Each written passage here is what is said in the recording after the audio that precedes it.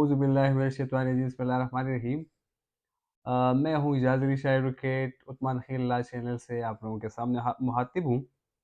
आज का हमारा टॉपिक है गैर मनकूला जायदाद की ख़रीद व फ़रोख्त, यानी मतलब ख़रीद, कि हम जब कभी गैर मनकूला जायदाद ख़रीदेंगे तो उस बाबत हमें किन बुनियादी कानूनी उसूल पर अमल पैरा होना चाहिए। अब हम आएंगे गैर मनकूला जायदाद, यानी गैर मनकूला जायदाद किसे कहते हैं, यानी मतलब गैर मनकूला जायदाद है क्या चीज़।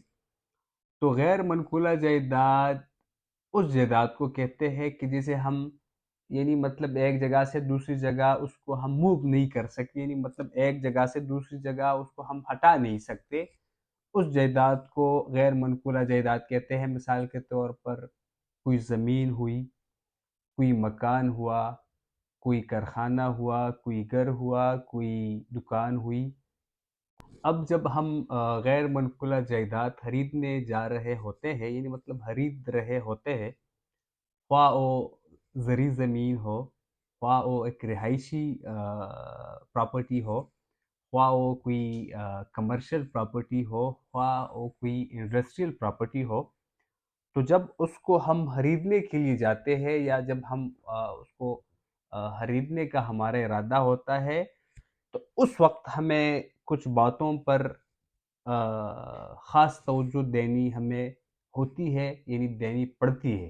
तो जब हम उस जायदाद को खरीदने के लिए जाते हैं, तो सबसे पहले हमें खुद साइट, यानी उस वहाँ जो जिस प्रॉपर्टी को हम खरीदने के लिए जाते हैं, तो हमें पहले ये चाहिए कि हम खुद वहाँ उस साइट की हम विज़िट करें, कि बंदा बज़ाते खुद जाए और उस प्रॉपर्टी को देख ले।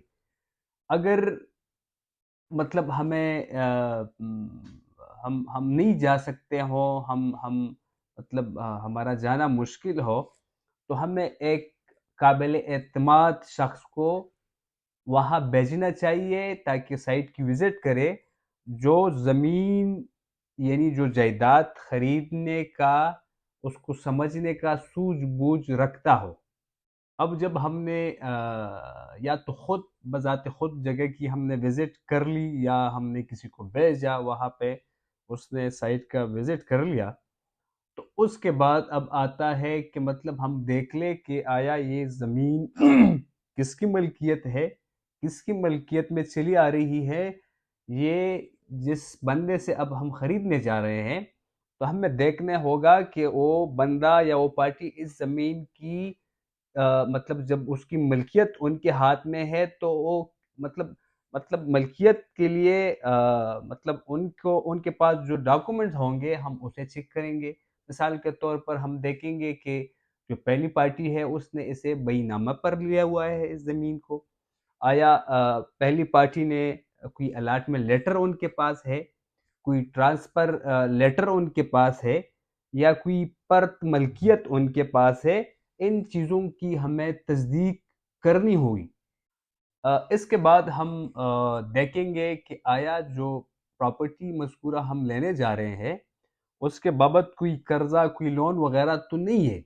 इस बात को हम एश्योर करेंगे, इस बात को हम यकीनी बनाएँगे कि आया इस प्रॉपर्टी के बाबत कोई बैंक या कोई मतलब कोई दूसरे इदारे से पहली पार्टी ने तो कोई कर्ज़ा वग़ैरह तो नहीं लिया हुआ है। उसके बाद हम देखेंगे जो प्रॉपर्टी हो, ख़्वाह वो एक ज़री ज़मीन हो, कोई घर हो, कोई कारख़ाना हो, कोई इंडस्ट्री हो।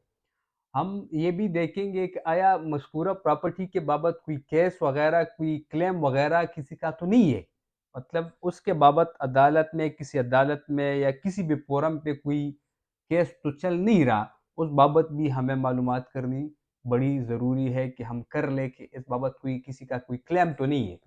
हम ये भी देखेंगे कि अगर ये कोई तामीर शुदा घर हो या कोई कारख़ाना हो, तो उस बाबत हमें ये भी देखना होगा कि उस बाबत उनके जो कनेक्शन लगे हुए होते हैं, चाहे वो बिजली के हो, चाहे वो गैस के हो, तो उस बाबत भी हमें ये मालूमात ज़रूर करना चाहिए, मालूमात लेनी चाहिए कि आया उन बाबत कोई बकायाजात वग़ैरह तो नहीं है।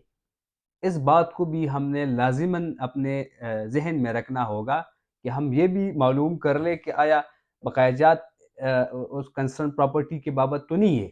इसके बाद हम आएंगे कि अगर ये कोई मिसाल के तौर पर जो प्रॉपर्टी हम लेने जा रहे हैं, तो जो मालिक है, पहली पार्टी है, उनसे हम प्रॉपर्टी टैक्स के बाद भी के बारे में उनसे एनओसी के बारे में पूछेंगे। उनसे हम कहेंगे कि हमें इस बाबत एनओसी भी दो, ताकि आप लोगों ने प्रॉपर्टी के बाबत प्रॉपर्ली टैक्स जमा किया हुआ है कि नहीं। हम इसलिए ये बात श्योर करेंगे कि जो प्रॉपर्टी टैक्स का जो एनओसी होगा, इसलिए हम उसके बाबत पूछेंगे, क्योंकि जो पहली पार्टी होती है वही प्रॉपर्टी टैक्स वही पे करेंगे।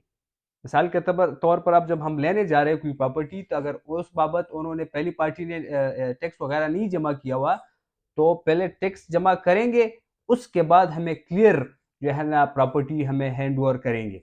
और साथ में अगर ये प्रॉपर्टी किसी सोसाइटी में है, मिसाल के तौर पर ये किसी सोसाइटी में वाक़या है, तो उस बाबत हमें सोसाइटी का एनओसी भी लेना बहुत ही ज़रूरी है कि हम उस सोसाइटी का एनओसी भी ले लें। अगर सोसाइटी की एनओसी के साथ जो सबसे बुनियादी बात जो है, वो ये है कि हम देखेंगे कि जिस सोसाइटी में ये प्रॉपर्टी वाक़या है, कि आया ये रजिस्टर है कि नहीं, मतलब आया ये सोसाइटी रजिस्टर्ड है कि नहीं, तो सबसे बुनियादी और अहम बात है। अच्छा, तो आखिर में हम जब हमने मतलब प्रॉपर्टी के बाबत जो बुनियादी बातें हैं उन पे हमने रोशनी डाली, जब अभी अभी जो आखिरी मरहला है कि अब हमने पहले प्रॉपर्टी से हमने ज़मीन या वटेवर जो थी हमने ले ली, तो आखिरी मरहला ये है कि अब उसको हम अपने नाम पर ट्रांसफ़र करेंगे। वो हम कर सकते हैं in the shape of registry, in the shape of mutation, and so. अच्छा, अगर आपको ये वीडियो पसंद आई हो तो लाइक के बटन पर क्लिक करें। अगर आप हमारे चैनल पर नए हैं तो सब्सक्राइब के बटन पर क्लिक करें और साथ में लगी घंटी के बटन पर भी क्लिक करें। अगर हमारे व्यूअर्स को किसी किस्म की भी लीगल असिस्टेंट की ज़रूरत हो, तो नीचे दिए गए डिस्क्रिप्शन में हमारी वेबसाइट और व्हाट्सएप का नंबर मौजूद है, जिस पे आप हमसे राब्ता कर सकते हैं। सुनने का बहुत शुक्रिया। फ़ी अमानिल्लाह।